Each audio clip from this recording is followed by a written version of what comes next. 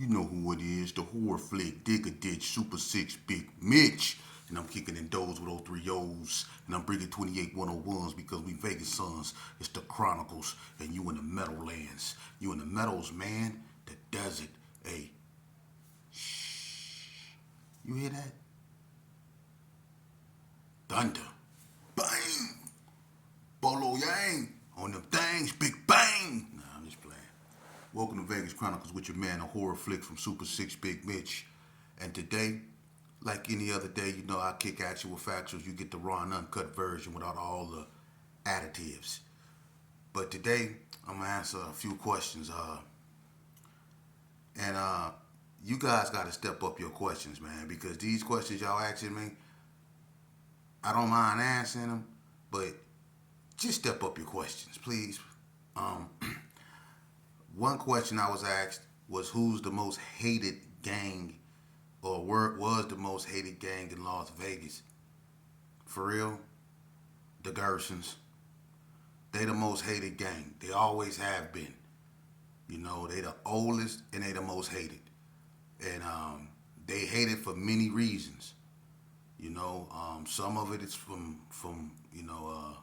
gang banging, and some of it is because you know they scandalous. You know, you can't trust them. They'll steal anything that's listen. Boy, the devil wouldn't come over there at one point. It was horrible over there, man. You know, so the Gerson has always been the most hated gang. You know, that's easy. Um, Another question I was asked was which neighborhood had the most known members. That's a good one, actually. Let's look at that. What neighborhood had the most known members?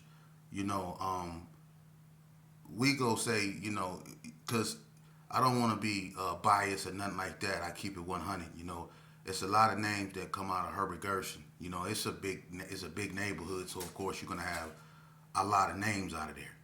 You know, it's a lot of names that come up out of Herbert Gerson that's well known. But see, when you talk about people that's known, you have two forms of being known. You have people that's um, known, and then you have people that's well known. And people that's known is people like you might be real known on the west side, but won't nobody probably know about you really in Northtown. Or you might be real known in Northtown, but your name might not ring on the west side. But when you well known, your name ring on all four corners. Everybody know who you is.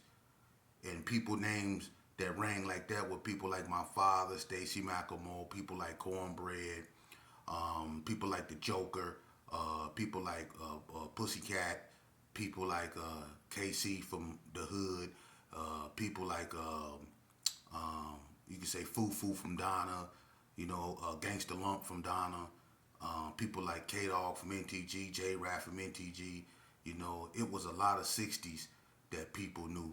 You know, from Mook to Lil Draws, Rodney O, Big Leg, Stick, House, Chucko, Modi, Big Looney, Big Nutty. Everybody knew all. You know, they had names, and they just didn't have names. You know, you had Mad Meats, Torture Chamber. These were some ferocious dudes, man, for real. And then you had smaller gangs, and they had names like the ABMs. You know, they had a lot of known members too. You know, 40 Block had some members. You know, the Coast had members. You know, the Hood had a gang of members. You know, so it was a lot of gangs that had a lot of known members. You know, from up over there.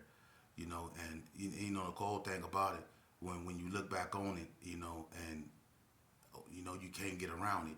When you look back on it, all them people that had them names, man, they either locked up or they no longer with us. You know, and I said in my last video, just as hard as they live is as hard as they died. You know, and one thing also they touched on as far as the smaller gangs out here, people get it misconstrued. You know, it was some smaller vicious gangs out here. You know, gangs like Sydney Sue, when they revamped Village Gangsters, when they revamped the ABMs when they came about, DSV and all them, man. Them was some ferocious game, and even White Streets. And you would be amazed at how back in the days, smaller gangs were able to take much larger gangs to war and really inflict damage. You know, when the ABMs and the Gershons got into it, that was real ugly. And when White Street and Donna got into it, that was real ugly. Smaller gangs have demonstrated the ability to really uh, put in work on much larger gangs and hold their own in an all-out war. That's been demonstrated by smaller gangs on numerous occasions. Um, and unfortunately, just like I just said, there's really no winners in this. We all, for whatever reason, let our egos, animosity, and either envy or hatred get the better of us, man. And, with the fact that we were already in gangs, that just, culminated into so much chaos. And the sad part is we all know each other. We went to school. Our school played football against each other. A lot of the GQs, you know, not only were they a dance group, but a lot of those guys were excellent football players. Man, Rancho was a tough school like El Dorado, Bonanza, Clark, Valley, Chaparral. These some tough schools, man, back in the days. And a lot of those dudes was some tough football players. A lot of guys out of Herbert Gerson, like the Austins, they were some tough football players. Basketball players. We all knew each other, man. So for us to join gangs and for the gang banging to get out of hand like that, because you could go back to the days of the drill teams, the Dinettes, the High Steppers, and all them, the Westernettes and all that, the Queenettes, the Electromatics, all that. See, we all family. We know each other, and it's like that in a lot of other states. We family, and somehow, I don't know, something go wrong so bad to where we forget that we are family, and bad things happen, you know, and we need to sit down and talk about, this, man. Shout out to Loco Abdul, man, who always stay with me, man.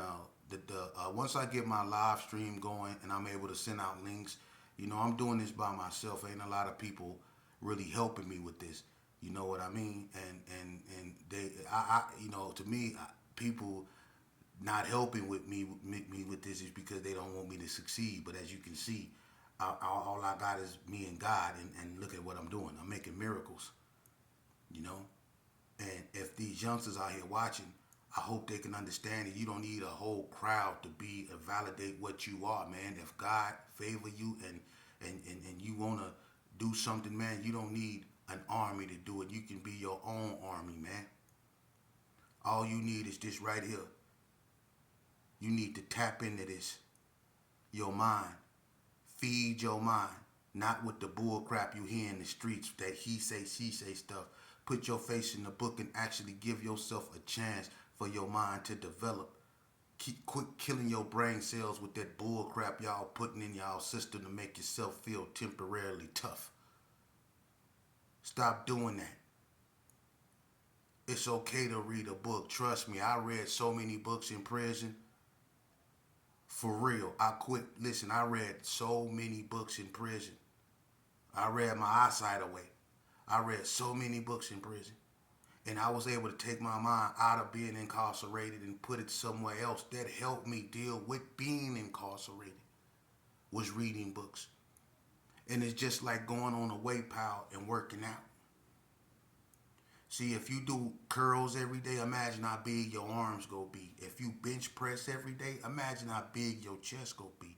If you just worked out 4 times a week, imagine how fit you're gonna look, right? Imagine if you read 2 or just 1 book a day. Imagine if you read 3 books a week, depending on your reading pace. Imagine if you read books at the extent that you worked out. Imagine how your mind would be. See? Just as beautiful as the body you build lifting weights, your mind will be just as beautiful. Your reality will be just as beautiful. Your mind will be just as strong This is the most powerful muscle in your body. Your brain. You got to stay in total control of that, man. Don't let these cats up out here, man. And I'm going to tell you something. They try to hit you with the guilt trip. That's what your so-called homies is really treacherous with. They try to hit you with the guilt trip. You know? Don't let nobody hit you with no guilt trip talking about this is the way it should be. You know what I'm saying? Or they bring up stuff they done for you or stuff they done suffered to make you feel guilty. That your homies will do that to you. Yeah, they'll do that to you. And newsflash, they'll tell on you too. Your homeboys, they'll tell on you fast, quick fast in a hurry. They'll tell on you, they'll backdoor you, they'll do all that. I'm keeping it 100 with you. I'm keeping it 100 with you. For real, if you in a gang, let me explain something to you. I promise you, if it's 100 of y'all, probably 20 of y'all really with what y'all with. The other 80, do something and watch what happens. Let the feds come swoop you up and watch who get to talking. Them other 80. For real. When I was gang banging and I was really active out there and we was warring with West Coast, or we was warring with Pyrus, or we was warring with 60s, or we was warring with whoever. When I was out there putting in work, everybody wasn't participating, and I can vouch that they wasn't.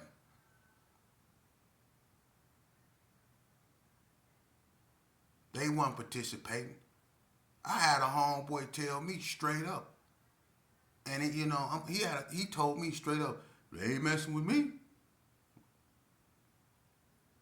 What you mean they ain't messing with you? Man, they ain't messing with me. I ain't finna mess with them.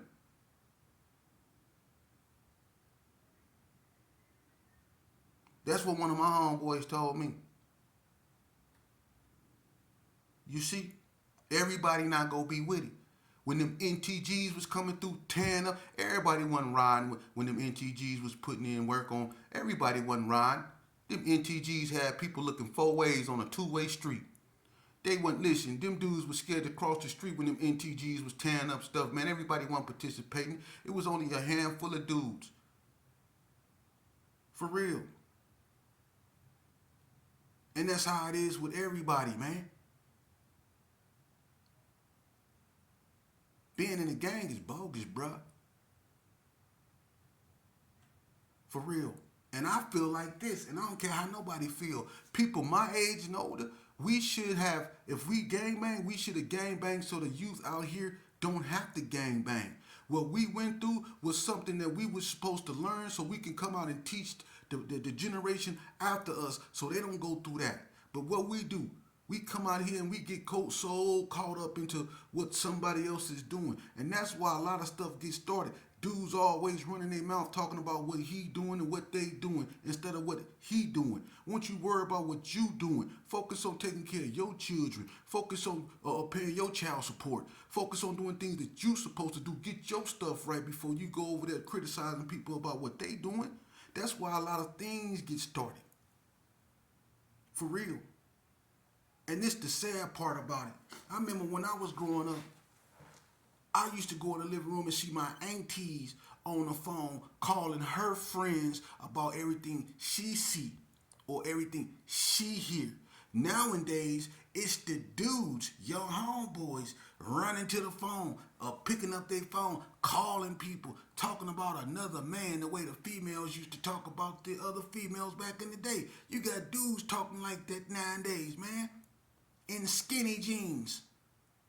You know how y'all look laying on the couch in skinny jeans with tank tops that go above your navel, with your rib cage is showing, with some dreads in your hair. You sitting back up on there with some shoes too long for your feet, and you sitting there talking about another man with another man. You know how you look? You know how you look? Like a clothes hanger with a tank top on. Bony is on or what? Laying on your mama couch, talking about another man to another man. with your sister pants on and a tank top that go above your navel, which is a halter top, and you sitting there talking to another man about another man. I can't stand that. He make me sick on God. He make me sick on God. That's what y'all be doing. He make me sick.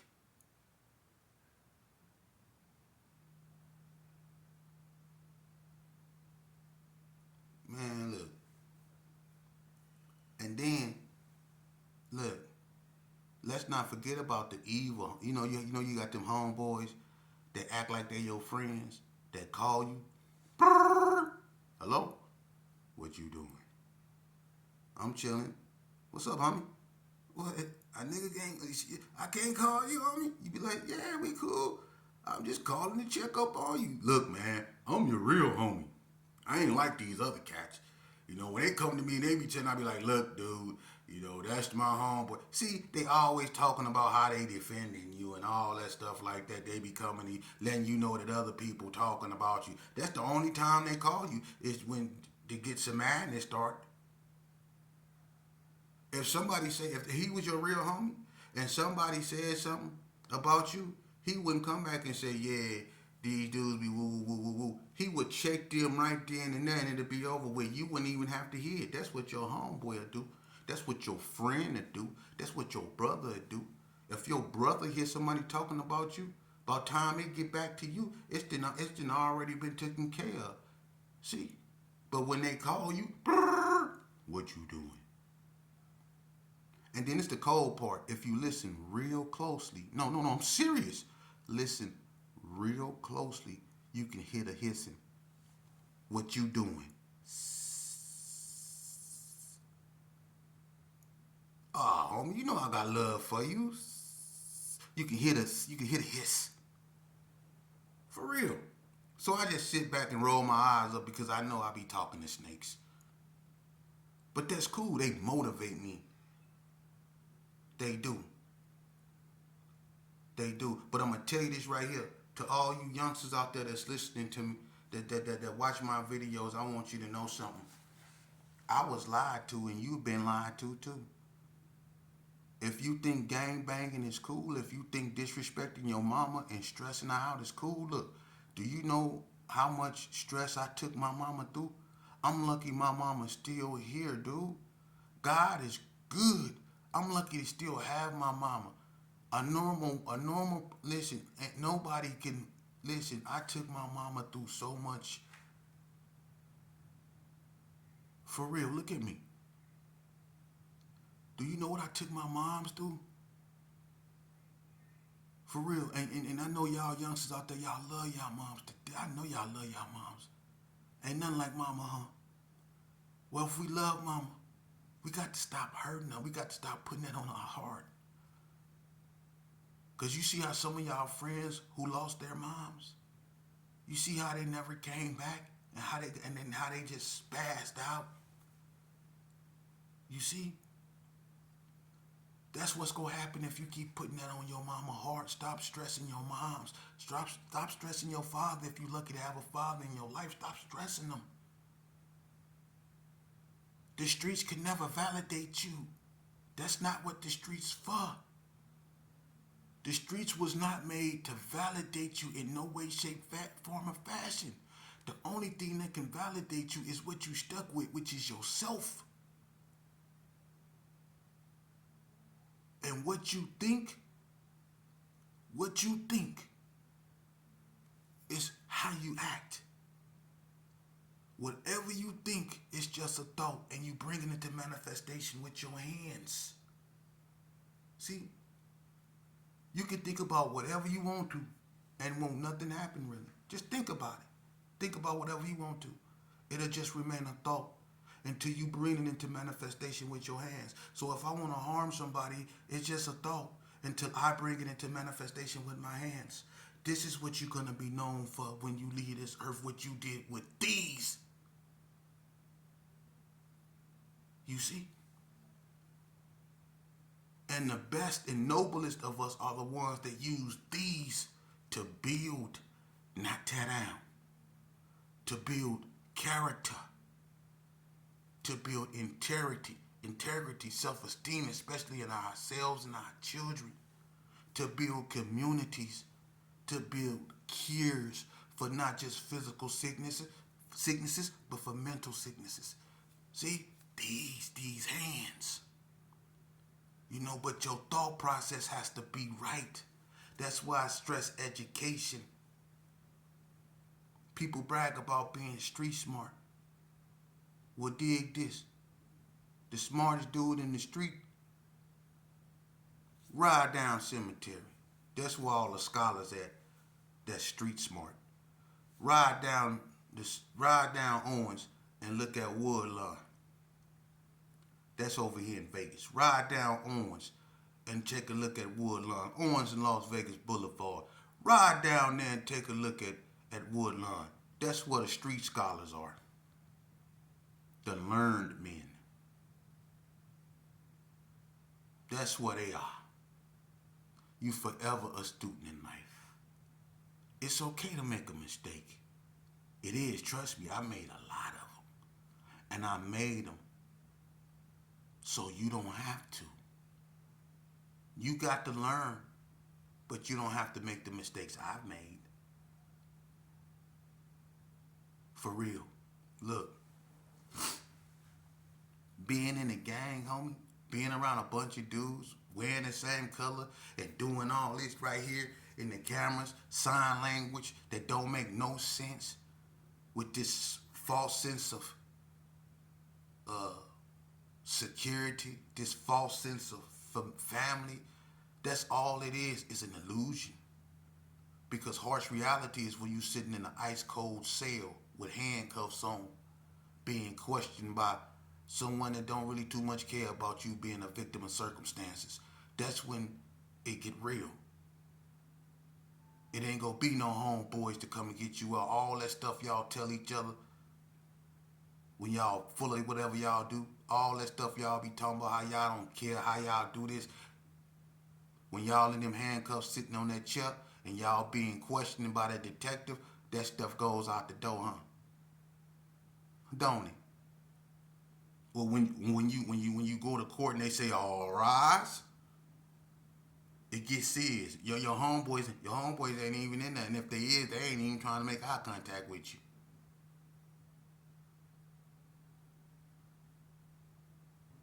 That's the reality of it.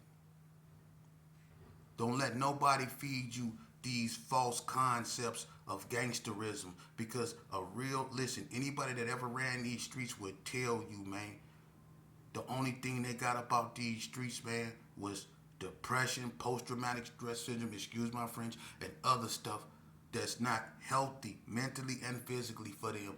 They took losses in these streets, man. That's why a lot of them is in the church right now trying to right their wrongs. For real, sometimes the only person that's there is the person that's always been there, which is God. Sometimes you just got to swallow your pride and get on your knees and seek him and ask him to intervene, because sometimes you got to turn the wheel over to God, because some roads you just can't drive them. For real. And this game is like that. It'll weigh on you. You know how many cats done been to funerals and they just ain't really sat back and really let it sink in? You know how many cats done cried because they done lost their friends, they done lost their sons, their nephews. You know how many dudes is running around here that's succumbed to alcohol because they love their sister so much and she lost her child. Now she not right and he not right because she not right, and the mama not right because he not right. Ain't nobody right no more. You see? That's what this game will do to you. Just one incident will tear a whole family apart, man. For real. And we need to start thinking about that. Ain't nothing cool about little kids going around here carrying stuff they ain't supposed to be carrying, calling themselves stuff they know they not, acting in a way they know is beyond, is beneath their nature. That's not how our kids supposed to be out here acting like feral dogs. I'm not trying to preach to you, but if I am, so what? Because the preachers on the streets don't seem to be getting to you. So I'm preaching today. I'm Reverend whoever. I'm preaching today.